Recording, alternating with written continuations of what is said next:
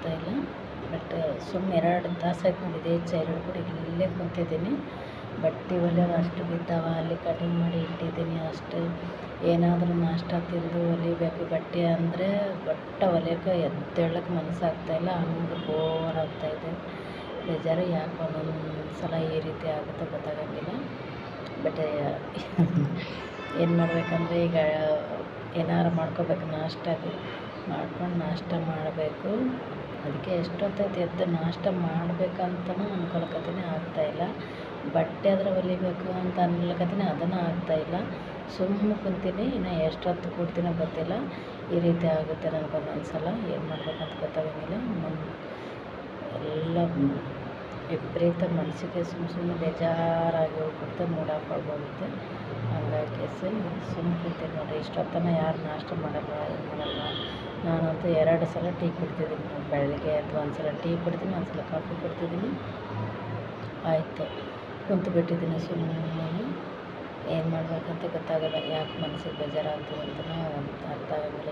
ಸುಮ್ಮನೆ ಇದ್ದಂಗೆ ನಿನ್ನೆ ಬಟ್ಟೆ ಹೊಲ್ದಿದ್ರಲ್ಲ ಎಷ್ಟೋ ಇವತ್ತು ಇನ್ನೂ ಅದಾವೆ ಬಟ್ಟೆ ಹೊಲಿಯೋವು.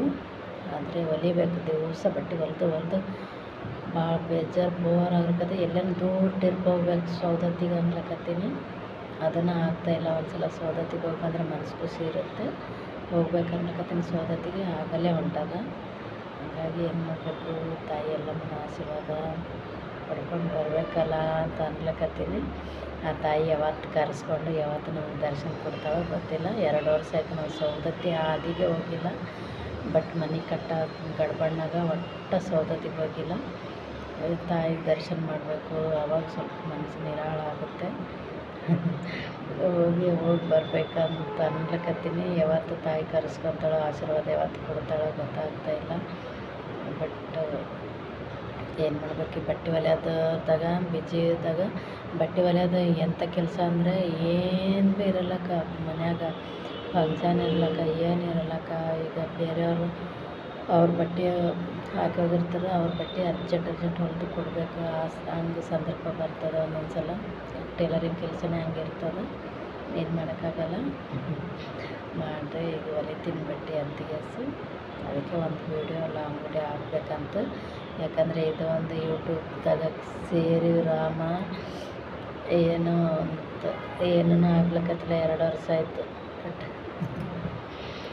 ಏನನ್ನ ಇದ್ರಾಗನ ಏನನ್ನ ಮಾಡಬೇಕು, ಲೈವ್ ಆದ್ರೆ ಬಂದರೆ ಚಲೋ ಆಗ್ತದೆ. ಅದ್ರಾಗ ಬಟ್ಟೆ ವ್ಯಾಪಾರನ ಮಾಡಬೇಕು, ಸಾರೀಸ್ ಬಿಸ್ನೆಸ್ ಮಾಡ್ಬೇಕು ಅನ್ಲಿಕ್ಕತ್ತೀನಿ.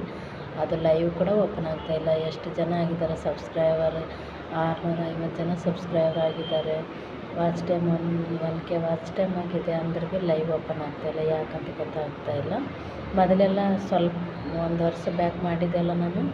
ಅವಾಗಂದರೆ 400 ಆಗಿದ್ರು, ಆವಾಗಲೇ ಲೈವ್ ಚಾಲು ಆಗಿತ್ತು. 200 ವಾಚ್ ಟೈಮಿಗೆ ಲೈವ್ ಚಾಲು ಆಗಿತ್ತು. ಇವಾಗ ಯಾಕೋ ಲೈವ್ನೇ ಬರ್ತಾಯಿಲ್ಲ ಒಟ್ಟು.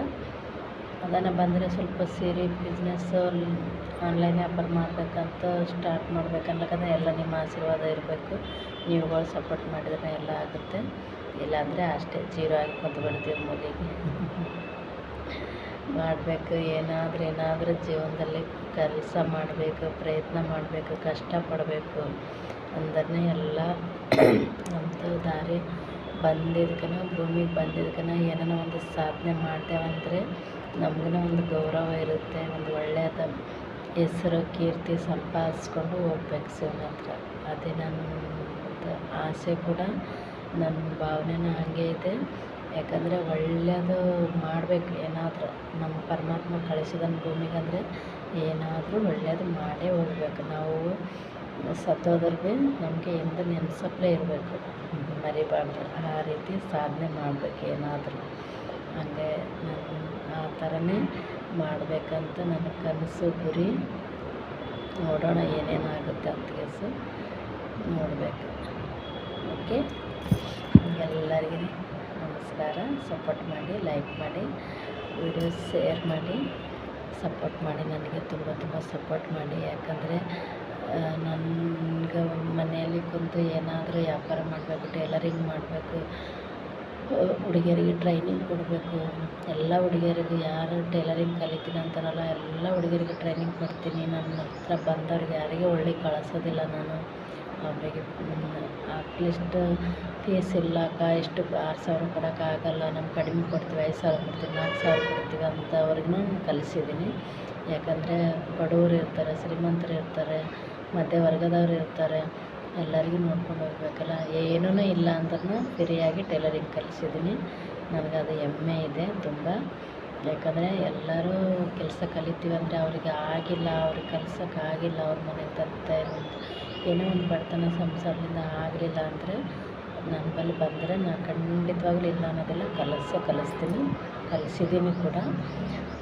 ಒಂದು ಹುಡುಗಿಗೆ ಒಳ್ಳೆ ಸಪೋರ್ಟಿಂಗ್ ಮಾಡಿ ಒಳ್ಳೆಯದಾಗಿ ₹1 ಕೂಡ ತೊಗೊಂಡಿಲ್ಲ. ನನ್ನ ಮಗಳ ಥರ ವಯಸ್ಸಿನಾಕಿ ಹುಡುಗಿ ಇದ್ದಳು.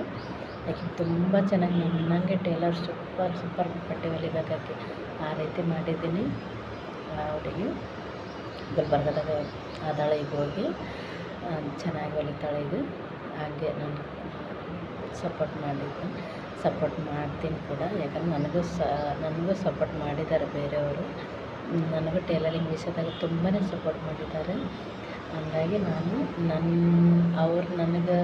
ಅವರು ಕೆಲಸ ನನಗೆ ದಾರಿ ಎಳೆದಿದ್ದಾರಲ್ಲ, ನಾನು ನನ್ನ ಕೆಲಸ ಇನ್ನೊಬ್ಬರಿಗೆ. ಹಾಗೆ ನನ್ನ ಗುರು ನನಗೆ ಕಲಿಸ್ಕೊಟ್ಟಿದ್ದು, ನಾನು ಇನ್ನೊಬ್ಬರಿಗೆ ಕಲಿಸ್ಕೊಡ್ತೀನಿ. ಹಾಗೆ ನನ್ನ ಗುರು ನನಗೆ ಕಲಿಸ್ಕೊಟ್ಟಿದ್ದಾರಲ್ಲ, ಅವರು ಅಷ್ಟೇ ಒಳ್ಳೆಯವರು, ಅಷ್ಟೇ ಒಳ್ಳೆಯದಾಗಿ ಮಾತು ಕೂಡ ಹೇಳ್ತಿದ್ದಾರೆ. ಎಲ್ಲರಿಗೂ ಸಪೋರ್ಟ್ ಮಾಡಬೇಕಂತ ತಿಳಿಸಿ. ಹಾಗೆ ನನಗೂ ಕೂಡ ಅದೇ ನೇಚರ್ ಬಂದಿದೆ. ನಾನು ಕೂಡ ಅದೇ ರೀತಿ ಸಪೋರ್ಟ್ ಮಾಡ್ತೀನಿ ಎಲ್ಲರಿಗೂ. ಓಕೆ, ಬಾಯ್. ಒಂದು ವೇಳೆ ನೀವು ಎಲ್ಲ ನನ್ನ ವಿಡಿಯೋ ನೋಡಿದ್ದೀರಪ್ಪ ಅಂದರೆ, ನೀವು ಯಾರಾದರೂ ಟೈಲರಿಂಗ್ ಕಲಿಬೇಕಂತ ಇದ್ದರೆ ನನ್ನ ಅಕ್ಕ ತಂಗಿಯರಿಗೆ ಹೇಳ್ತಾ ಇದ್ದೀನಿ, ನೀವು ನನ್ನ ವಿಡಿಯೋ ನೋಡಿಗೆಸಿ ನಾವು ಟೈಲರಿಂಗ್ ಕಲಿಬೇಕಲ್ಲ ಅಂತ ಅಂದರೆ ನನ್ನ ನಂಬರ್ ಹಾಕಿದ್ದೀನಿ. ನೀವು ವಿಡಿಯೋ ಕಾಲ್ ಮಾಡ್ಬೋದು, ವಾಟ್ಸಪ್ದಾಗ ಏನೋ ಮೆಸೇಜ್ ಮಾಡ್ಬೋದು, ಇಲ್ಲ ನೀವು ಲೈವ್ದಾಗ ಲೈವ್ ಅಂತೂ ಬರ್ತಾಯಿಲ್ಲ. ಲೈವ್ ಬಂದರೆ ಲೈವ್ದಾಗೆ ಕಟಿಂಗ್ ತೋರಿಸ್ಕೊಡ್ತೀನಿ. ಈಗೇನಂದರೆ ಹಿಂಗೆ ವೀಡಿಯೋ ಪೋಸ್ಟ್ ಮಾಡಬೇಕಂದ್ರೆ ಒಬ್ಬಾಕಿನೇ ಇದ್ದಿದ್ದೀನಿ ನಾನು. ಹಂಗಾಗಿ ನಿಮಗೆ ಸರಿಯಾಗಿ ತೋರ್ಸೋಕ್ಕಾಗ್ತಾಯಿಲ್ಲ ಟೈಲರಿಂಗ್ ಕಟಿಂಗ್ ಏನಾದರೂ. ಮತ್ತು ನಾನು ಯಾರಾದರೂ ಬಂದ್ರಂದರೆ ಸರಿಯಾಗಿ ಟೈಲರಿಂಗ್ ಕಟಿಂಗ್ ಮಾಡಿ ಹಾಕ್ತೀನಿ. ನೀವು ಮನೆಯಲ್ಲೇ ಕುಂತು ನೀವು ಬ್ಲೌಸ್ ಹೊಲ್ಕೋಬೋದು, ಹಾಗೆ ಹೇಳ್ಕೊಡ್ತೀನಿ.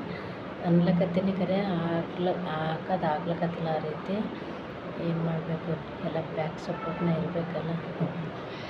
ಓಕೆ, ಬಾಯ್. ಎಲ್ಲರಿಗೆ ಚೆನ್ನಾಗಿರಿ.